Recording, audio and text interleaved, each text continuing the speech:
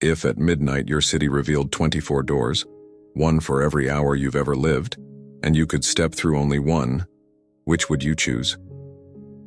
No one knew who painted the mural along the brick flank of the old cinema. One afternoon it was sun-bleached adverts and peeling posters. By evening, 24 numbered doors shimmered there, from 00 to 23, each outlined in a varnish that caught light like breath on glass. A paper sign, thumb-tacked beside them, listed rules in tidy gold script that looked older than the wall. Mural rules: 1 person, 1 crossing per night. You may carry 1 sentence in with you and bring 1 question out.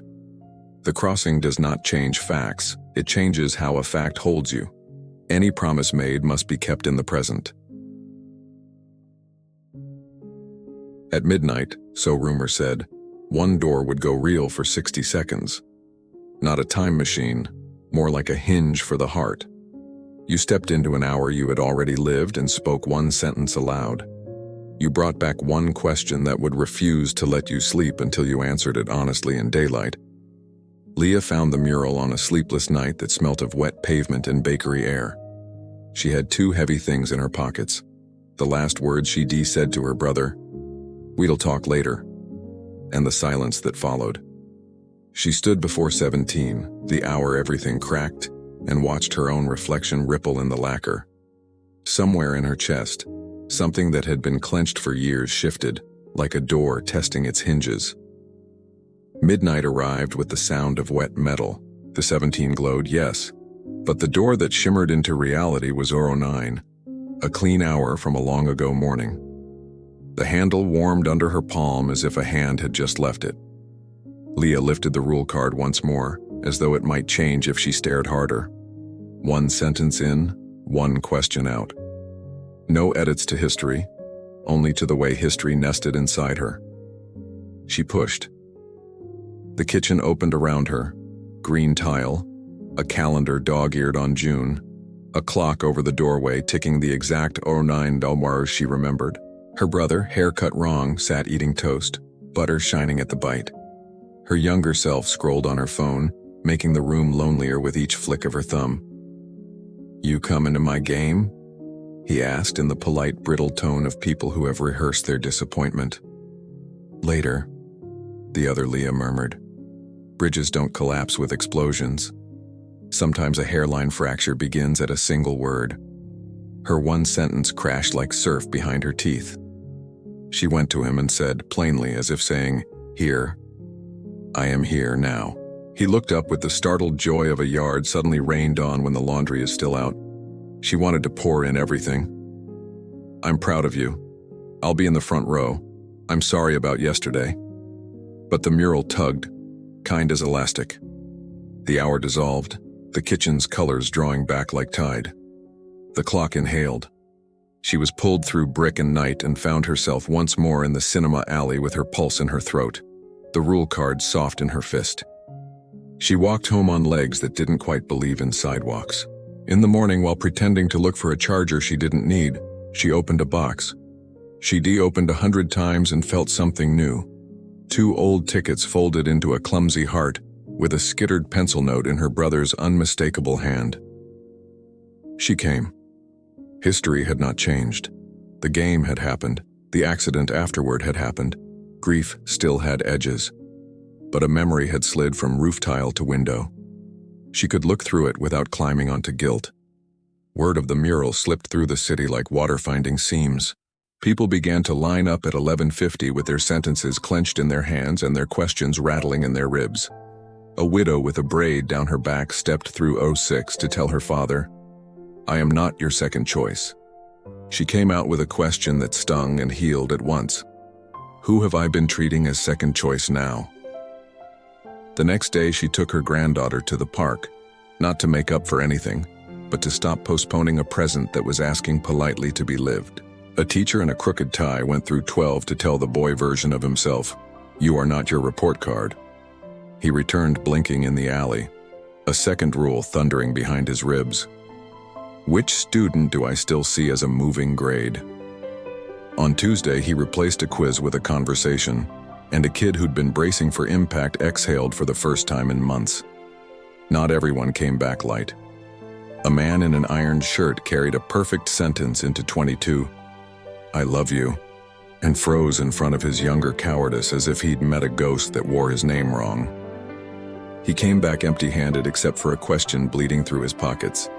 Why do I still choose fear and call it prudence? He started walking past the house he had avoided for years, until one afternoon he rang the bell. The mural didn't see that. The city, which can smell mending, did. Leah returned most nights. Sometimes she crossed. Sometimes she sat with her back to the warm bricks and listened to the hush that follows other people's homecomings. She carried a blue notebook and began to collect sentences that fit and questions that open. She learned the door that glows is rarely the one you want. It is the one you need. She learned the right sentence is as simple as bread and as difficult as forgiveness. She learned the mural has no patience for speeches. It prefers short truths spoken like clean stitches. On a wind-kicked night, 03 lit up. A pale hour from a long-ago morning when Leah had drafted an email she never sent, explaining to her brother why she would miss the game. In the draft, she'd built a soft, reasonable lie called responsibility and hid inside it. She stepped through. The cursor blinked like a nervous heart. She rested her palm on her old shoulder and said so softly that only paper could hear, "Choose your presence." The email went. The mural returned her to the alley with a new, thorny question pinned to her shirt like a name tag. Where else do I outsource my presence? She did the small, brave things that make a life. She scheduled instead of promising, called instead of offering to be called, and began practicing a strange discipline, arrive and stay. Not as prison, but as chosen place. Some tried to trick the wall. A teenager palmed 2 sentences, one for the hurt and one for the story he planned to tell about the hurt. The door opened, but the alley went with him. The kitchen turned into streetlight, the streetlight into hallway, words into smoke. He came back shaking with the question that rescues cheaters. Why do I believe enough is never enough? The rule card gained a 5th line in handwriting no one admitted to. 5. Enough is whole, at its size. One night 23 winked like a warning. It wasn't a past hour. It was an hour that hadn't happened yet. The last glow before a collapse Leah had been rehearsing in secret. On the far side, she met a version of herself gray at the edges, the kind of tired you don't recover from with sleep. Leah carried in the sentence the mural had been training into her jaw. I do not save anyone by abandoning myself. The other Leah cried the thunderless cry of overwatered ground and nodded. The question Leah carried back was the heaviest yet. Which rests am I running from and calling strength? The next morning she asked for time off, not to escape but to return intact. On her brother's birthday, 17 finally glowed. Leah stood with both fear and hunger inside her and turned the handle. The phone buzzed on the table with his name like a lighthouse. She couldn't change the missed call, not the fact of it, but she could touch its border. She laid 2 fingers on the dark screen and said to the minute that had owned her, I hear you. The sentence moved through the room like light through water. The buzz stopped being an alarm and became a bell. Leah heard, not with her ears, a laugh she knew by weight, and the particular way he said, hey, I'm going, when he meant I'm making room for sadness. Back in the alley, she wrote the last question of that year, one that would make a new person out of the answerer. What in me needs listening, not fixing? She planted a tree the next day in her mother's yard. Not any tree, a late-blooming ipe, the kind that flowers when a city has forgotten that pink exists. On the pot she painted in childish letters, I hear you. When the wind shook the leaves, it sounded like company arriving. The mural tutored the city for a year, opening 1 door per night and teaching a courage that looks boring in headlines. People who had never met began to recognize one another by the questions they carried. Which door opened for you became a greeting. The bakery printed short, honest sentences on the backs of receipts, pocket-ready lines. Answer slow. Say no without a paragraph. Call your name back from the bruise. A notice board went up in the square for returned questions. Some were shy, some had teeth. How do I love without disappearing? Which promise of yesterday do I keep today? What part of me have I been treating as second choice? Neighbors began swapping sentences like recipes. Leah kept listening. Some nights nothing lit but the stars. Some nights a door opened for a stranger, and Leah held the person's bag. There was the nurse who went through Ur4 to whisper to her night shift self, "This is not a failure, this is fatigue," and came back asking, "What would rest look like if I stopped earning it?" There was the boy who stepped through 14 to tell his 10-year-old self, "You are allowed to be delightful," and returned with, "When did I stop believing I am more than useful?" There was a woman who walked into 20 to drop a single sentence on the table between her and the man she'd married for safety. "I am not safe here." She returned with, "What truth am I asking my body to hold alone?" She packed on Thursday. Not every question was quote-worthy. A man came out of 01 and wrote shakily, "How much water have I actually had today?" and then drank a glass the size of a morning. A teenager emerged from 15 with, "Why does my voice sound like whoever I'm with?" and began the slow work of sounding like herself. A retired mechanic returned from 10 with, "Why do I correct people?" and began saying thank you to compliments he used to shoo away with facts. The mural did not reward drama. It rewarded truth told in the smallest available unit. On the last night of the year, every door lit at once. The crowd pressed in without touching. The hour struck. No door opened. Instead, the paint began to weep, slow and ceremonial, each door dissolving into long, thin lines that ran down the brick and pooled around people's shoes. The lines climbed, lace at the ankles, cord at the calves, and tucked themselves into pockets like keys returning to their owners. Where the doors had been, a sentence bloomed in leaf gold script. "Now it is your mural." The air smelled like bread and saved rain. Leah rested her forehead against the warm wall and wrote one last entry in the blue notebook. Sentence, "I arrive and I stay." Question, which door of today opens when I say this? She walked home through a city that had learned to ask better questions than it used to ask. Her brother was still gone in body and present in all the places where laughter had room again. Her mother slept with the window cracked, as if trusting the night to be kind. Leah turned on a low lamp, set a glass of water on the table, and sent a message she'd postponed for months. "I'm here. When you're ready, I'll stay." After that, midnight sometimes looked like a wink on brick. Maybe a wiring fault. Maybe nostalgia. Maybe the city reminding itself, in a voice too gentle for headlines, that the past is not corrected. It is welcomed into a different seat. And each time someone chose to be present, even belatedly, another door painted itself on the inside. Without paint, without rules. Just a minute of right-sized openness facing what mattered. Time didn't become kinder. People did. There were stumbles.